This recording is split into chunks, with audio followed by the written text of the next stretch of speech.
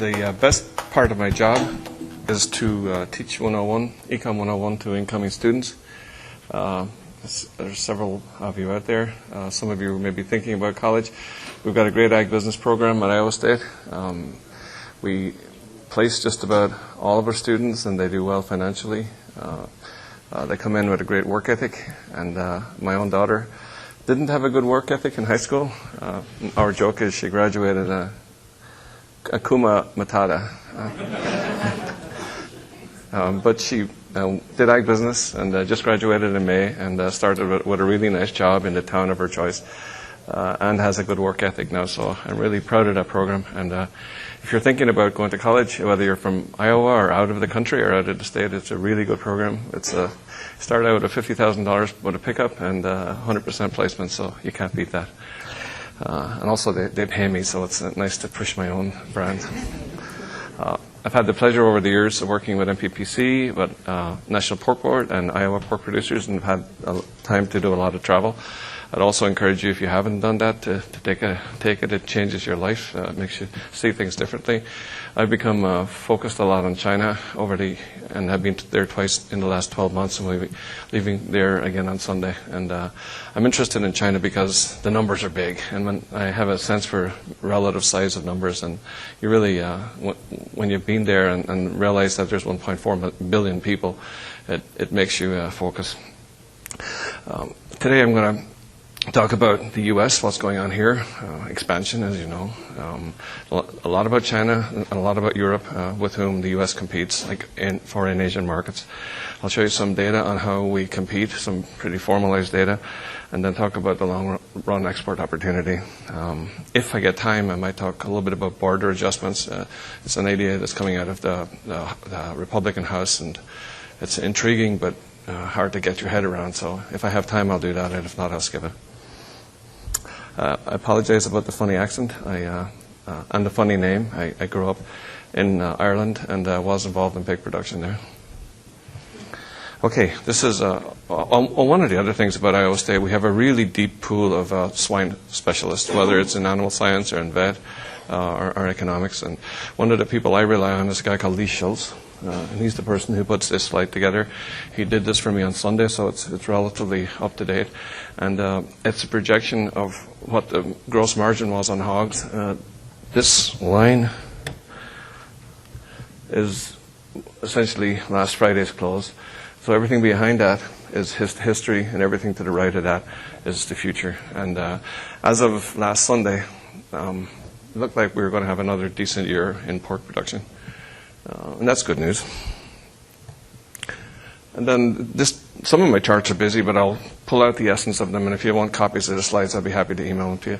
But this is, as of this morning, what's going on in the pork market. This is July futures, and this is December futures. And there's a pattern here.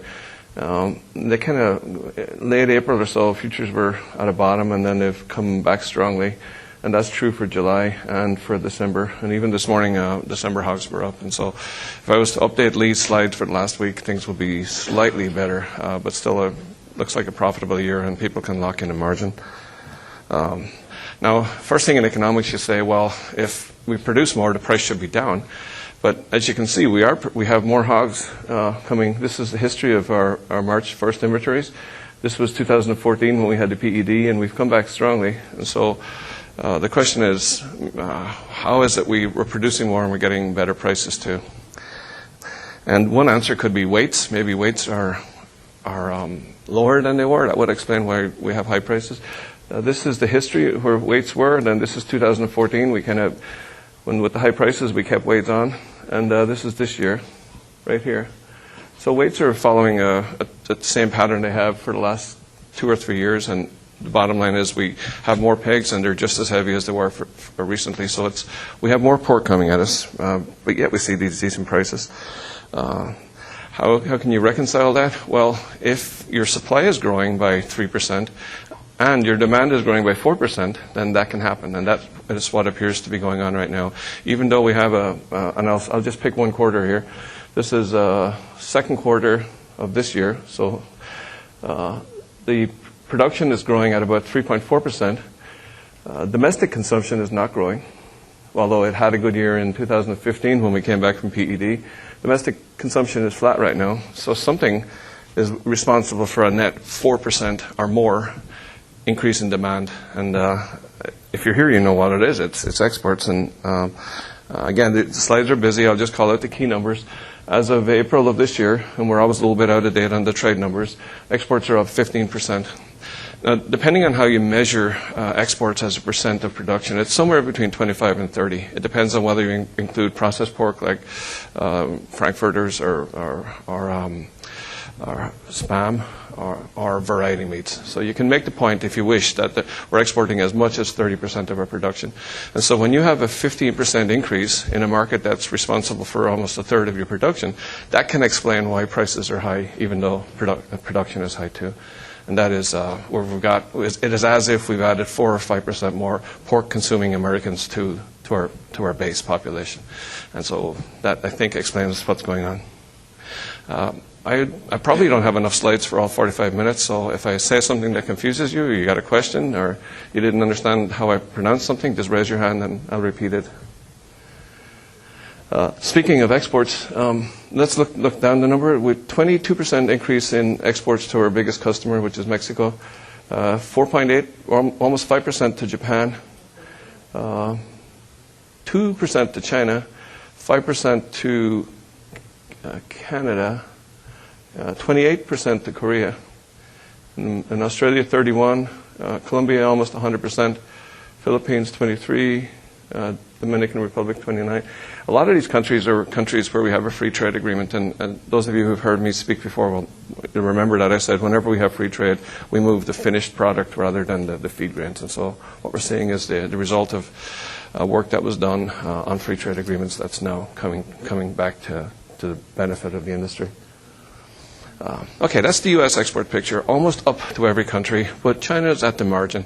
Now, if you listen to me for the last couple of years, I've made the point that I've been optimistic about exports, and that's right. And I've been extremely optimistic about China, and that appears to be wrong because we don't appear to be exporting much there. And I've voiced a concern or a barrier that we face in China, and that's ractopamine. I'm not going to get into that this year, but I will say that we're not ractopamine free, but just about all the other exporters are. In particular, Canada is, and the European Union is. And so let me show you next what their Canadian export picture looks like. Now remember, the U.S. is pretty well up to every country, with the exception of China. This is Canada. Now have a look at, see all these negatives here? Their exports are down. This is a year ending in January. Exports are down with one exception, and that is China. They're exporting so much to China that they're exporting less to us, they're importing more from us, and they're exporting less to every other country. Every other country is in negative. Notice that? All of ours are positive. And so what's happening is that China is doing what we expected it to do. It's importing an enormous quantity of pork, but not much of that is coming from the U.S. Now, it's not a small market by any means. It's our third market, but the growth is not as big for us as it is for the other countries that are ractopamine free. Okay. Yeah, when it comes to Canada, I mean, all market exports are the trade-off when you look at countries that are flip-flopping on a fixed quantity. How has value been affected? Is it more lucrative for them to be going to China versus the other? I was just up in Winnipeg, and I talked to their producers, and I made the point that maybe I was trying to cause trouble, that they're signing these free trade agreements with Europe and with Japan outside of TPP. They're selling more pork to China than we are, but almost by law, their prices are they're discounted against the U.S. price. And at some point, that becomes ridiculous because they become the export hub of North America, and yet they're always selling at a price that's a little bit lower than ours. And it's just the way their system works. So they need a carcass cut out or some other way of measuring and negotiating prices. Okay, this is what's going on in China. I remember in 2008, they were buying, oh, by the way, there's two numbers here. This is the value in blue, and they're at a little bit over $5 billion, and then the quantity is in kind of this greenish color, and they're a little bit over 3 million tons. And you can see that it's been a run-up. The increase from last year was well over 1 million tons. Now, let me give you a sense for how big that 1 million tons is, or 3 million tons. Russia, at its peak, was the world's largest pork importer and was importing about 1 million tons. Japan is right now at a little bit over 1 million, and China or Mexico is a little bit over 1 million. So if you took Russia at its peak and Japan and Mexico, in total they're importing about 3 million tons. And that's what China is importing as well. But it's come from almost nowhere to being a huge market. That has profound effects. And the reason that we see an increase in U.S. exports to everybody but China, and then Canada exporting less to everybody except China, is because China is a huge market and is keeping everybody else busy. And then we're getting the backfill. Europe is exporting so much to China that it's not exporting to its traditional customers, so we're getting that market. And as I said, Canada is exporting less to everybody, and so we're getting that market too. And so I was pessimistic about what would happen if we didn't drop ractopamine, and I really didn't see this happening, but we're kind of getting the benefits of the Chinese market without actually shipping a whole lot of product there. Yeah, question? Question. What part of it is it offals, eggs? Yeah, this... When I show data, I always show pork, muscle meat, pork variety meats, and processed pork products. It's everything. The products that would be moving to China are anything but the loin and tenderloin. It's the shoulder, the hocks, the feet, the tails, the ears, the internal organs. But you can see it's still worth $5 billion, so this is not a small market at all. Any other questions? Okay. This is Chinese import statistics year over year, ending in April of 2017. So as I said, a little bit over 3 million tons. They went from 1.5 million to 2 million, and then up by over 1 million tons in 1 year. So the increase in China was greater than Japan imports. That was just the increase in 1 year. And now, there are many things that you have to understand about that market, and there's some corruption. And in particular, there are many plants in Brazil and even in Europe that are not permitted to export to China. What happens is that pork moves into China through the gray market and is put into U.S. boxes. And so the Chinese import statistics always show way more quantity of imports from the U.S. than the U.S. exports to China, because the boxes are being used and used and used. And so according to the official statistics, we're the number one exporter at 700,000 tons, up from 335,000 tons. But I don't think that's the case, because we're not reporting it. But import statistics in general are a good measure, because people collect customs duties, 20% customs duties on imports. And so it is true that year over year their imports are up 57%. It's just that the country breakdown is not very accurate. And then you can see who the other suppliers are. Germany. Germany went from 290,000 to 435 to 573. And Spain has come out of almost nowhere, 189 up to 400,000 tons a year. Those countries are really benefiting from that market. And then, as I said, there are plants in Europe that are shipping in U.S. boxes into China, so the exports out of Europe are actually a little bit higher than that. Just the first 4 months of this year to see if this trend is continuing. Again, this is China. This is imports of pork and pork products. And the total is still up year over year at 8.35%. And they're showing increases from everybody but Germany and Denmark. Okay. And then to make this point about backfilling, this is the Spanish exports. Spain is now, I think, the third largest pork exporter in the world. And this is their exports to France. Most of the Spanish production is just south of the French border. It's really French pork production with Spanish labor costs.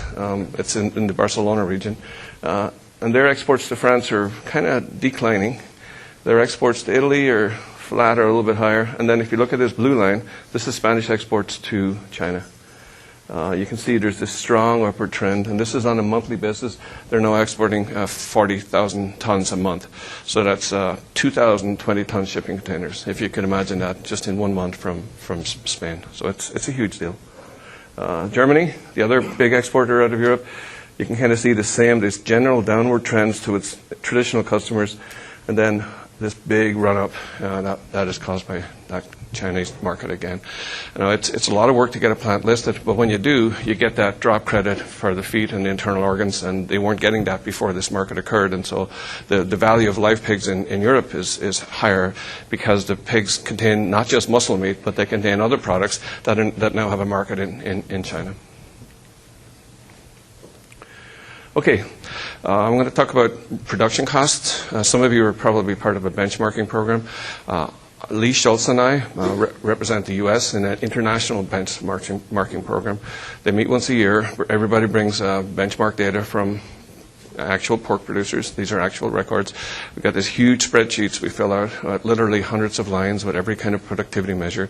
And this is the punchline back from that, from the last time it was done, which was 2000 and late in 2015, so a little bit out of date. And there will be a new one in June 28th of this year. But I don't think the numbers will change much, because what drives them is exchange rates, and the exchange rate hasn't really changed since this was put together. Okay, so this is the U.S. This is hog production costs. This is one of the standardizations. They do euro per kilogram hot weight, and they adjust for whether the head is on or off the carcass. There's a lot of technical stuff, but the punchline is you can see that the U.S., with the exception of Mato Grosso, is a low-cost producer. Now, it is broken down for Canada. You see Canada has a little bit higher production costs. That's because the fattening operations in Canada have higher feed costs because they import some corn. On the south side, the Canadians are at or better than competitive with the U.S. And it's the finishing operations that are so much more competitive down here. Okay, this is China, and this is not from the benchmark. It came from an international company that has operations in China, and it's their average across their units. So it's pretty much benchmarked, and they're about 75 to 80% more expensive to produce there than here, and that's two reasons. Feed costs are very high because they're at import parity for corn and soybeans, and productivity is lower because there's a lot of density of production, and it's just hard to get the biosecurity to work when you have that many sows in one small area. And if I had took the U.S. price and added on 15 cents a pound for transportation, and then 20 cents a pound for the duty, and then 12% for value added, we can still get pork into China at a price that is lower than their production costs. And so if we didn't have this ractopamine issue, we would be very competitive against Chinese carcasses. And of course, they don't just buy carcasses, they buy the pieces of the carcass that they really want, and that makes us even more competitive. And then unusually, for export markets, they prefer the imported product over the domestic product. That's not true in South Korea or Japan, but it's very true there. And so you'll see some of the imported product there selling at a multiple of the domestic price, and that has to do with the reputation for food safety. So on a competitive basis, if we can get product into China that is cheaper than they can produce it themselves, and cheaper than almost everybody else with the exception of Mato Grosso. There is a foot and mouth disease in Mato Grosso, and so even though they have low production costs, they don't have access to some of the better markets. And so I showed the data because I have it, but it's not that important from a competitiveness perspective. Let me stop there and see if there are any questions. Anybody want to tell a joke? Wake people up? Yeah. I don't have a breakdown. I'm going to guess. It's about 30% of the Brazilian production, and Brazil is about 1/5 of ours. There's a lot of 5,000 sow units that are being built there, but from a small base, and they're not targeted at the premium markets. They're more targeted at places like Hong Kong, where they're not concerned about foot and mouth disease. Yeah.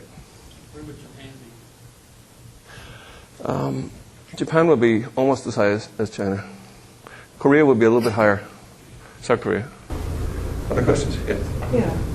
I've talked to a number of Demeter packers while I've been here in Iowa, and most of them, or all of them that I've talked to anyway, and they account for a goodly part of U.S. hog slaughter, they claim that ractopamine has been out of their rations, the hogs that they kill, for quite some time. So I'm a little bit surprised by your emphasis on ractopamine. In my own analysis, quite frankly, I attribute the 11-12% share of U.S.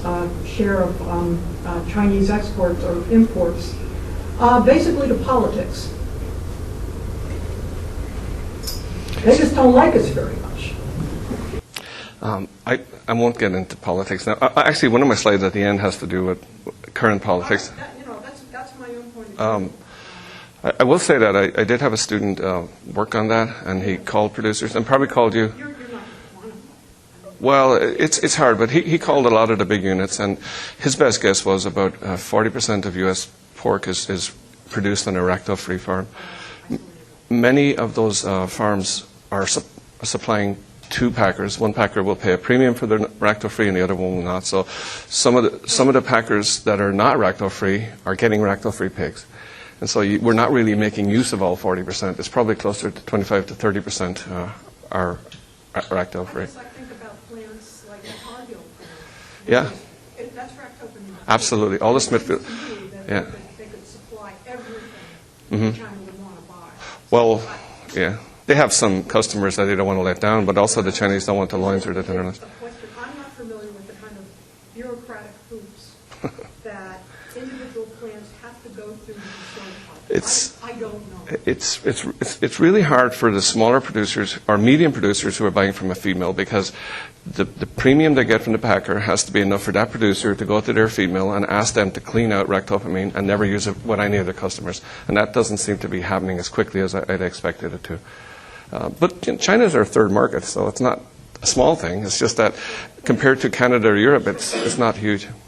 I look at China, Hong Kong. I don't break them out. Well, it matters because, yeah.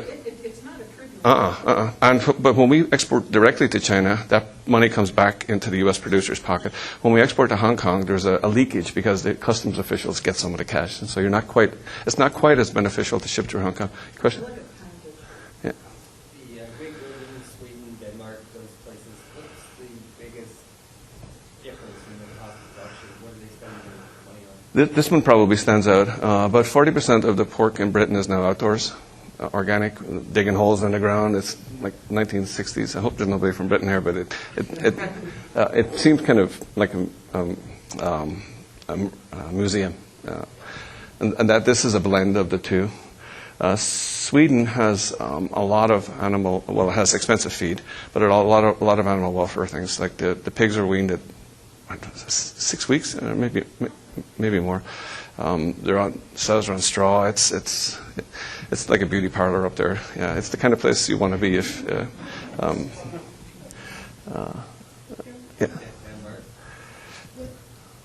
Great Britain, do they get a premium for that production? Yeah. Excuse me. Denmark is interesting. It's manure management. They've run out of places upon which to put the manure, and so it's a negative to them. And if you got to dry manure, it takes you $8 to $10 to take one finisher and take all the manure and dry it out and move it in bags. And Holland, it's as if their government is trying to get rid of the industry, because they want sows, but they've bought up their manure management rights, and the government is actually reducing them to force the industry into places like Spain or Poland where there's more room. Denmark stands out, but I think they export 75% of Denmark is a huge exporter, but in recent years it's become the feeder pigs that they're exporting rather than the finished product. I think it's 7 or 8 million feeder pigs a year go south into Germany. Germany had a program to allow farmers to make money off finishing hogs by taking the methane gas, and they were subsidizing that for electricity production. And it was a fantastic deal. And so the German finishing expanded not because of economics, but because of a policy that encouraged the development of manure. And that policy is now gone. The old units are being grandfathered out, but there's no units being pulled in. Other questions or comments? Okay. Still on this issue of competitiveness, this is an index of sow numbers, and so everybody started at 100 in the year 2000. China went up, and now it's come down like this, and I'll come back to this. Let's see, this is Mexico. Mexico's up. These three, it doesn't really matter which one they are, but they're United States, Canada, and Brazil. And if you look carefully, you'll see they're all trending up, especially in the more recent years. So the Americas, North and South America, are adding sows. especially in Mexico. And then this one is the European Union. Now, some numbers appear to be going down there, and they have. And this is a 2017 projection from the USDA. That doesn't necessarily correspond into lack of pork for exports. Their consumers are eating less, and some of the sows that have been taken out were in Eastern Europe where they weren't as productive in the first place. Some of the European countries are now expanding. They're in expansionary mode. Ireland is, I think Great Britain is, Spain is for sure, and then it's possible that the German industry is starting to stop declining and to look at expansion, and that's because everybody's getting decent profits right now. So one thing that might concern you here is that if all of the Americas is expanding and Europe starts to expand, we better have a market for all this product because you don't often see it where every country is expanding simultaneously, and right now I think that may be happening. Okay, this is again the USDA. This gives you a sense for who they think the most competitive producer are. And this is percent growth over the next several years. And they're saying, don't worry about China. It exports a small amount of loins. But it's saying the European Union will export 7% more. Mexico will export 34%. And then the U.S. will export 25% more. So the USDA believes that is consistent with the benchmarking, and that is that the U.S. is in a better position to expand exports. Yeah. Has this Mexico increase been a long time coming, or is it updated in recent years before that negotiation? Yeah, they have a better access than just about anybody else in Japan, and so and it's the cheapest place in North America to take the bone out of a ham. And so what we do is we sell a lot of green hams down there, and they sell a lot out of boneless and retail-ready products. So some of the success in Mexico benefits the U.S., and I wouldn't be surprised if an occasional ham from the U.S. doesn't get deboned in Mexico and then shipped into Japan. We don't track that, but that kind of stuff is going on. Okay. This is a slide I've used in the last 3 years. The issue is whether the pork industry is in a position to be a long-run exporter. I think I've made the case that there will be import opportunities.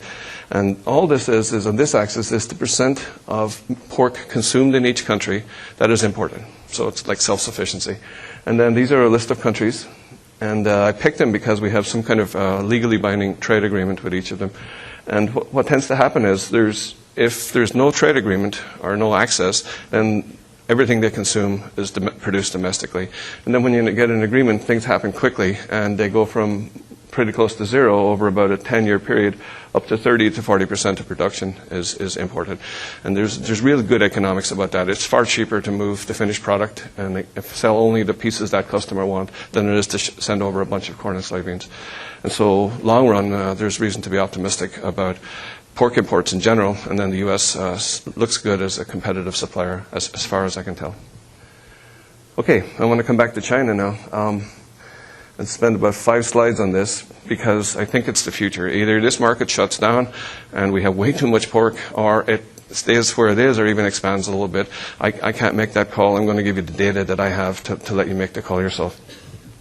Okay, these prices, this is the U.S. in blue, Germany in gray, and Spain in green. And you can see in the last few weeks they've all trended up. This is as of first week in June. And then this is the one that's driving everything. This is the 3 million ton gorilla. And it would appear that their prices have come down. Now, notice that their prices are still at $1. They're still about 40% above the U.S., so there's still this export opportunity. The question is, why are their prices falling? And if we could get at that, we would know if this market's going to stay around or not. And there are 2 explanations. One is that their herd is recovering. If the pigs are located on a modern farm, they're making a lot of money, and maybe the market's disappearing, and they're going to come back down maybe even to a parity as they were in 2014, or perhaps there's something else going on. And I'm not going to be able to answer that question. I'm going to tell you what other people think. The 2 groups I respect a lot over there are Rabobank. They have a 6-person staff, many of whom are Chinese speakers, and the USDA. USDA has a big suite of offices, Foreign Agricultural Service. And their explanation for why these prices are coming down, of course, is that imports are increasing. That's adding to competitive pressure. That's why the government is allowing the imports. But also that there's a flood of sow meat on the market, that the herd is actually contracting still. Now, if they're right, then the China thing will be around for a while. If they're wrong, and this is herd rebuilding, then we're all in trouble because we all have way too much pork all over the world. And so I'm not going to tell you the answer. I'm going to tell you what other people think because it's crucial. Okay, this is the USDA report. It just blew me away. Courtney, thanks for sending this. This is the sow numbers in China, and then this was a report about 6 weeks, 2 months ago, and they had been predicting an increase in Chinese sow numbers. So the old report had them up here, the rebuilding hypothesis. And then they turned around and issued this amazingly surprising report. I have a file where I keep the sow numbers, and I had to reduce the USDA's projected sow numbers by 6 million. And that's a number you should remember because 6 million is the total size of the U.S. sow herd. And so the USDA, in one report, changed its projection on the number of sows in China by 6 million down. This report just blew me out of the water. And this would, by the way, these reduced sows would be the meat that's causing the pork prices to be low.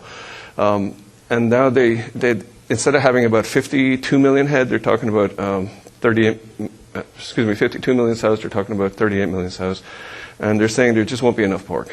They're not going to be able to buy enough pork in 2017, and so they're going to have to cut back on production. So this is USDA. It's legit, and they're explaining this by sows and imports rather than by build-up of the production of the domestic herd.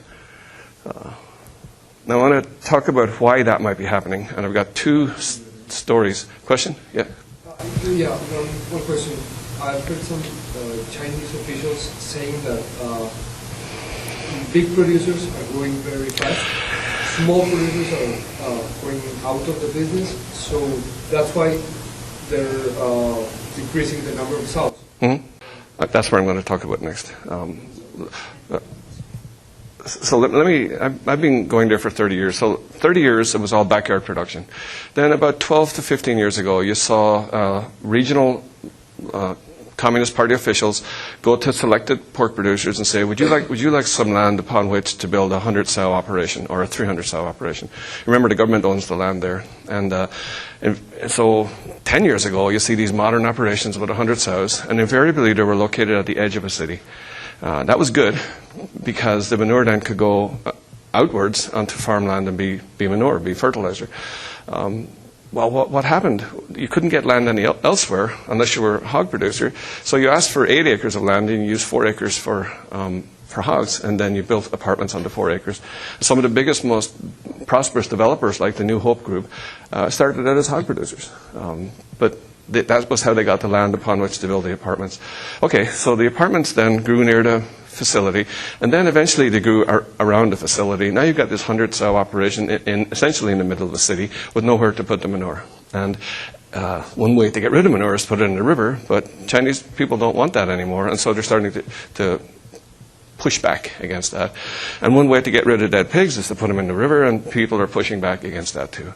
And so there's not as much support for the pork industry there as there was. The other story I want to tell you, to allow you to judge if the sow numbers are going up or down, is the way the Chinese allocate their cropland. They have a red line. We shall not go below 375 million acres of cropland. And it used to be, everybody ignored it, and the local government would sell the development land to the apartment builders, and nobody really cared.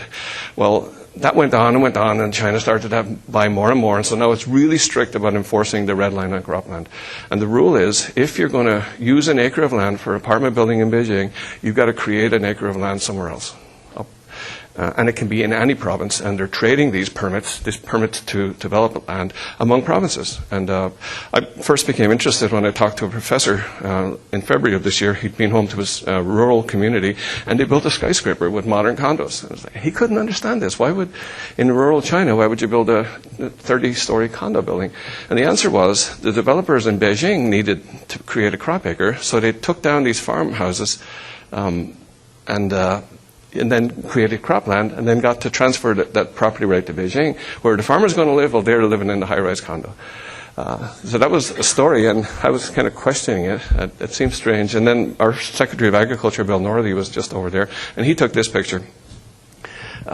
This is a sow farm, and it's built on the top of the mountain, so it was never cropland, but land is scarce, and so they're going up with, and each of these, I think there's 8 of them, each of them will hold 30,000 sows.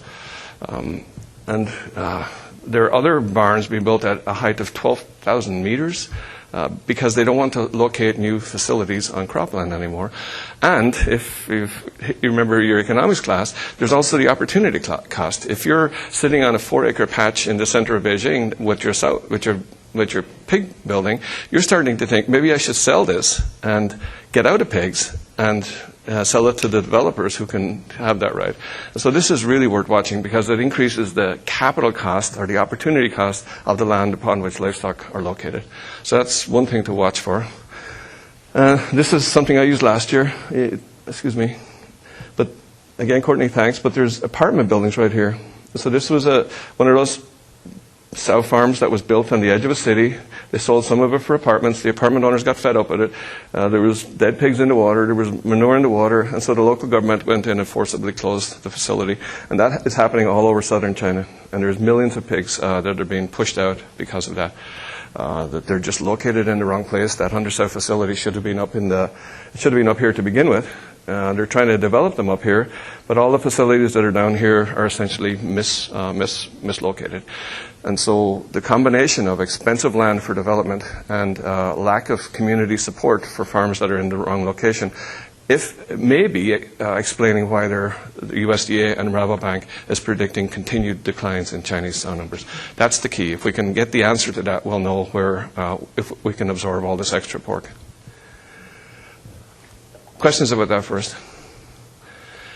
Okay, the other point I want you to remember is that the Chinese pork industry is not competitive. It's got a 20% duty and it's not enough. And so they will continue to import more just on simple economics, but they'll import more particularly because they like the certain cuts that are not as popular here. So the opportunity is there as long as the Chinese continue with this path of forcing the closure of facilities and continues to make land extremely expensive. The question is, what's the Chinese government going to do about this? They still have a lot of support at their USDA, which is the Ministry of Agriculture. So they could increase their protections, and that would be one logical outcome. That's what I've been involved in when I go there, is talking to the people on both sides of that. You typically have farm kids at the Ministry of Agriculture, and they think we should run more money through here, we should support our pig farmers. And then the local governments and the finance minister are saying, no, we can get cheaper pork from the U.S., let's do that. And that's the debate that's going on. And now we're going to get into politics. Because all this talk about a trade war with China is really scaring them.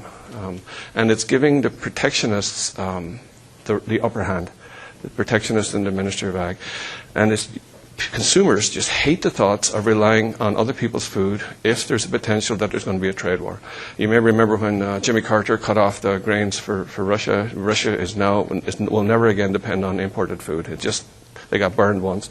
And then there's a concern that what's happening here with the loose talk about scaring people and having a trade war is actually influencing the outcome of that discussion as to whether countries that import product are going to subsidize or depend on us. And it's truly horrible to go there and talk to the officials who have been, typically U.S. educated ag economists who are saying we should have free trade, and then now they're losing that discussion because the consumers are saying we don't want to depend on U.S. pork because U.S. is no longer a reliable supplier because of all this talk. And so I did mention we get into politics, and that balance is hanging, and it can go either way. If it goes towards more protectionism, the Chinese are going to rebuild their herd, and we've got 3 million tons of surplus on the world market. If they continue with their current path, then they're going to stabilize at 3 to 5 million tons, but increase by just about all the variety meats on top of that. So I wish I could tell the outcome of that. It's worth thinking about. And it's 10 after 3. Okay, that's enough. I'm not going to talk about the border adjustments, but I'll stop there and see if there are any questions. Dermot, Mr. Hayden, how about the other places you traveled? India, South America, South Africa? India will be a major importer of chicken, and there is a potential for some pork. The average Hindu is not against pork. They're against beef, not pork. Having said that, there's an extremely large number of vegetarians in that country, and I'm not sure what is going on with that. So it's this modest potential pork market. South America, Colombia will be huge. Colombia and Panama and Peru, it's like having a New Mexico down there, and exports are growing rapidly. South Africa, we don't really have access, although Courtney is pretty close. But if we can get in there, and we're very, very close to getting it, we can get a lot of low-value products that would go into South Africa and then be exported as almost a pork pulp. It's a chopped-up, low-protein product for poor people, and that would go from South Africa all the way up to places like Nigeria, and believe it or not, Angola is an enormous pork importer too. And the Europeans are down there, they're taking advantage of that, and the Brazilians are in there as well. And so once we get access, I think there's an opportunity. And also there's some rib opportunity for ribs, and what they call poor man's ribs, which are not really ribs, but they look like ribs. This piece here. Any chance to bring back TPP? The rest of the countries in TPP are moving forward, and separately, Japan is moving forward with a free trade agreement with Europe. Japan already has a free trade agreement with Australia, so U.S. beef is paying higher duties going into Australia than higher duties going into Japan than is true for Australia. And as long as we stay out of that business, and as long as the other countries keep signing these preferential trade agreements, then we're not part of the preferential. We're the people who are on the outside. And so we're going to lose important markets. And I don't think we can let that happen. We might do it for a year or so, but eventually we're going to be forced back into free trades. And by the way, when President Obama came in, he took the South Korea free trade agreement and said, it's not good enough, I'm going to redo it. And then after a year or so, he became a proponent of free trade too. So I think that's what's going to have to happen. Otherwise, forget about ag exports, because the other countries like the Europeans and the South Americans will have better access than we do. And so it's kind of, TPP, something has to happen, because the other countries are moving ahead, and if we don't, we lose markets that we have right now. My understanding is that the Trump administration thinks that they can succeed in doing a bunch of bilateral agreements. I'm assuming that you don't think that's a good approach. I don't really know. What are the problems with that? Actually, that was what I had in mind when I said we'll have to go to some alternative to TPP. Would be a bilateral with Vietnam or a bilateral with Japan. But Japan and Vietnam in particular, gave everything. I mean, we had complete duty-free access after 10 years, so it's hard to see how you'd improve on that. And I think we pushed the Japanese as hard as we could. And I got to know, in a minor way, the negotiators in those deals, and they're incredibly bright people. And I'm not sure we're going to do much better, but we'll delay it for 5 or 6 years. Yeah. Do you think the ability of the EU to make... Dale, I think you're referring to the Brazilian, or the Belgian, Flanders being able to shut down the EU-Canada free trade agreement. That almost happened. So the EU is cumbersome bureaucracy, much as we are, but they didn't. They actually have a free trade agreement. It got signed. And they're negotiating like crazy with Japan right now. And if they can sign one with Canada, I think they can sign one with Japan. And in a funny way, the anti-trade rhetoric coming out of the U.S. is making the Europeans a little bit more pro-trade. It's strange, but the populist movements aren't as anti-trade as they used to be, because the populist movements are, number one, they're anti-American. So if you're anti-American, then you're for trade. And so it's complicated. As I said, if you'd like a copy of the slides, I'll be happy to email them out to you. Just leave a business card. And I want to thank you for your attention.